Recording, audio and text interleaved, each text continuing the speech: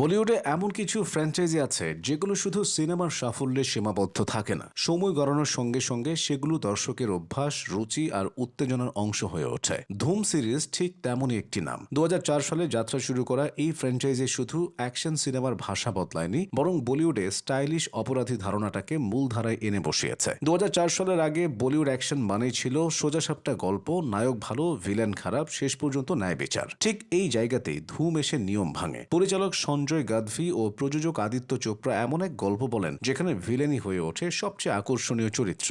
জন আব্রাহামের কবির চরিত্রটি ছিল ঠান্ডা মাথার, স্মার্ট আর ভয়ঙ্করভাবে স্টাইলিশ। সে আইন ভাঙে, কিন্তু এমনভাবে ভাঙে যে দর্শক তাকে ঘৃণা করতে পারে না, বরং অনেকেই গোপনে তার পক্ষে দাঁড়িয়ে যায়। বাজেটের দিক থেকে ধুম খুব বড় সিনেমা ছিল না। প্রায় 11 কোটি রুপিতে তৈরি ছবিটি তখনকার হিসেবে প্রায় 70 কোটির কাছাকাছি ব্যবসা করে। কিন্তু আসল সাফল্য ছিল অন্য জায়গায়। Super bike, leather jacket, high speed chase, এই ভিজুয়াল বলিউডে একদম নতুন ছিল। ধুম্মা চলে গানটি তরুণদের প্লেলিস্টে জায়গা করে নেয়, আর জন আব্রাহামের লুক হয়ে ওঠে স্টাইল আইকন। এই সাফল্যের ধারাবাহিকতায় 2006 সালে আসে ধুম 2। এখানেই ধুম সিরিজ পুরোপুরি ফ্র্যাঞ্চাইজির রূপ নেয়। ফর্মুলা একই থাকে, একজন সুপার চোর, তাকে ধরার চেষ্টা করা পুলিশ, কিন্তু স্কেল কয়েক গুণ বেড়ে যায়। আর সবচেয়ে বড় পরিবর্তন আসে কাস্টিং এ। ঋতিক রোশন যুক্ত হন ভিলেন চরিত্রে। তার আরিয়ান শুধু চোর নয়, একাধিক ছদ্মবেশে নিজেকে বদলে নেওয়া এক বুদ্ধিদীপ্ত অপরাধী। ধুম 2 ধুমকে গ্লোবাল করে তোলে। প্রায় 35 কোটি বাজেটে তৈরি সিনেমাটি বিশ্বজুড়ে 180 কোটির বেশি আয় করে। সমালোচকরা গল্পের গভীরতা নিয়ে প্রশ্ন তুললেও দর্শকের প্রতিক্রিয়া ছিল স্পষ্ট।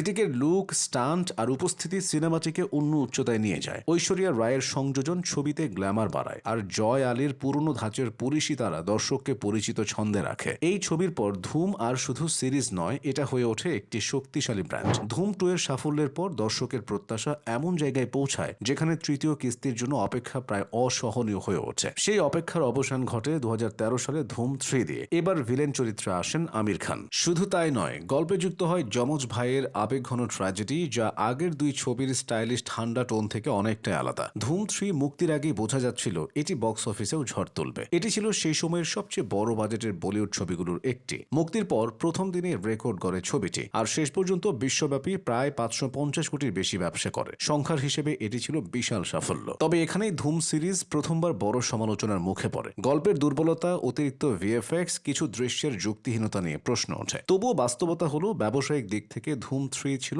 অপ্রতিরোধ্য। এই তিনটি ছবি একসঙ্গে দেখলে একটি বিষয় পরিষ্কার হয়, ধুম সিরিজের আসল নায়ক কখনোই জয় বা আলী নয়, বরং প্রতিটি কিস্তির ভিলেন। এখন প্রশ্ন আসে ধুম 4 নিয়ে। এখানে আবেগের চেয়ে ফ্যাক্ট গুরুত্বপূর্ণ। এখন পর্যন্ত যশরাজ ফিল্মস বা আদিত্য চোপড়া আনুষ্ঠানিকভাবে ধুম 4 ঘোষণা করেননি। বিভিন্ন সময়ে শাহরুখ খান, সালমান খান, রণবীর কাপুর কিংবা পুরনো কাস্ট ফেরার গুঞ্জন শোনা গেলেও এগুলোর কোনোটি নিশ্চিত নয়। বাস্তব সত্য হলো ধুম 4 নিয়ে নির্মাতারা এখনো চূড়ান্ত সিদ্ধান্তে পৌঁছাননি। এর পেছনে কারণও আছে। ধুম 3 এর পর বলিউড অ্যাকশন সিনেমার ভাষা অনেক বদলে গেছে। আজকের দর্শক শুধু স্টাইল আর গতি নয়, শক্ত গল্প আর আবেগও চায়। ওয়ার, পাঠান, জওয়ানের মতো ছবি দেখিয়েছে অ্যাকশন মানে এখন বড় স্কেল আর চরিত্রের গভীরতা একসঙ্গে। এই বাস্তবতায় ধুম 4 যদি আসে, তাহলে তাকে পুরনো ফর্মুলার বাইরে ভাবতেই হবে। আবার ধুমের নিজস্ব পরিচয় ধরে রাখতে হবে। সব মিলিয়ে ধুম সিরিজ শুধু 3টি ব্লকবাস্টার সিনেমার গল্প নয়, এটি বলিউডের বাণিজ্যিক চিন্তার বিবর্তনের দলিল।